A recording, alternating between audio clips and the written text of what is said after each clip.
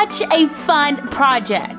It's like all of your dolly needs in one little place, much like a real camper, which is the only way I will ever go camping, especially after my last camping experience. Okay, so let me tell you about that. We were camping in the woods in this little tent, pretty much sleeping on the ground. Oh, come on. You know we had all of the proper camping equipment. Yeah, well, that still didn't stop the wild donkeys from keeping me up all night. Seriously, wild donkeys and coyotes. Why are you looking at me? I'm not a coyote. Yeah, well, during that camping trip, sleep was impossible. And ever since then, I've said the only way I will go camping is if I have one of these.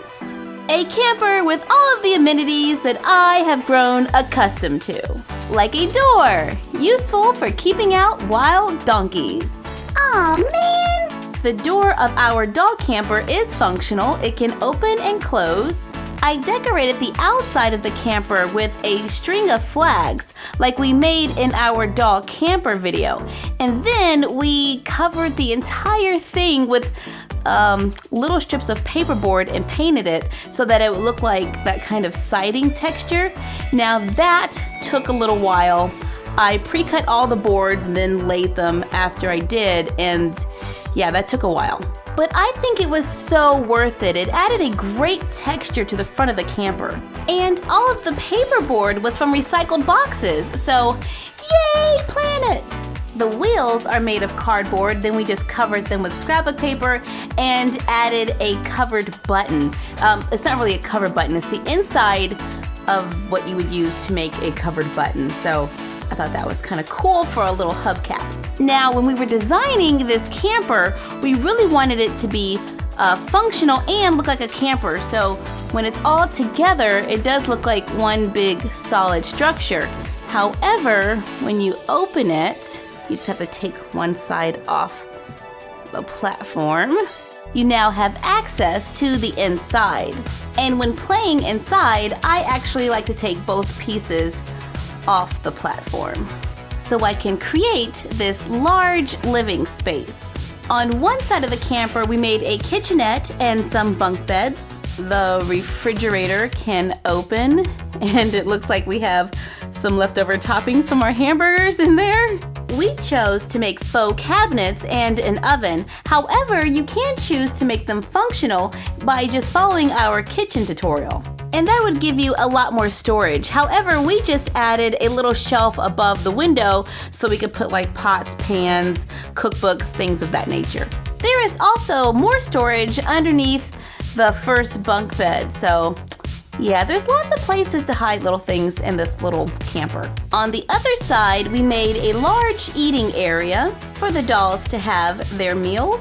If you're worried that the table might not be sturdy enough, you can always push a toothpick up through the bottom before you glue on the paper tubes. And finally, we have a small bathroom with a cabinet, a toilet, and a sink, and then there's a mirror right here if you can see it. But yes, we left off the shower. However, if you want to turn this into a shower, I think you could easily just run a shower curtain pole across the top here with a shower curtain hanging down. Then you can just remove the toilet and, oops, not break the toilet, but just remove the toilet, and then the dolls could have this like as a shower area when they need to. And good, the toilet is not broken, but it was pink. This is an original Barbie toilet, and there's always a lot of pink, and I just didn't think that pink matched the decor, so I covered it with a little piece of fluffy material to make it look like it's one of those fluffy seat cushions or toilet covers. You know, I don't know if they even make those anymore, but I thought it was pretty cute and a great way to be able to still use my Barbie toilet without having it clash with my decor. So this project pretty much has all of the amenities of a real dollhouse. So if your dolly is in need of a new home, then this project might be one to consider. My number one tip is take your time. This project did take me a little longer than usual. I can usually build a box room, like a cereal box room, in about 2.5 to 3 days, whereas this whole project took me 4 days to complete. I spent one whole day on just doing the siding, and trying to get around all of these curves took a little bit more time. But I think it turned out pretty good, and this is definitely one of my favorite projects, mainly because it's just so different. I mean, we built a room, but we split it in half, and we made those sides round, so yeah, that's kind of cool. And now we can go camping and enjoy the great outdoors from inside the camper.